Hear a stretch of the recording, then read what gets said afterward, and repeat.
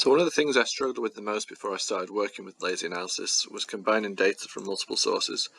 So first of all, I'm going to connect to an open source database that I found. I'll show you how quick those steps are. So here you see I just entered the credentials for the database, hit connect, I select the database, select the table within the database, and there you go, I'm connected.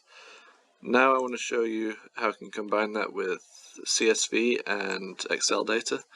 I don't have CSV data prepared, so I'm just going to create that by saving the database to a CSV.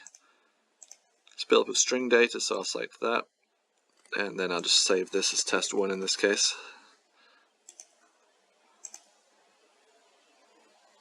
Okay, now that's written to CSV. I'll now open that CSV file.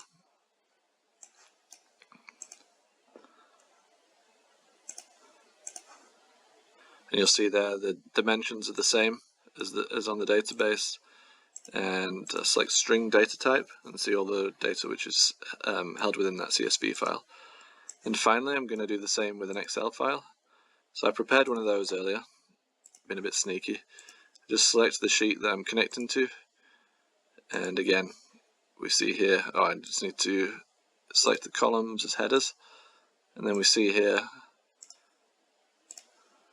again I've got matching data again with the same dimensions. And now finally I'm going to combine these. So I know these are string data type. I'll add 3 inputs, and I connect the string output pins of the 3 different nodes, and I can combine those either by rows or by columns. And this time I'll do it by rows. You can see here that I've got all that data combined with 1,390 rows in the output. Pretty simple.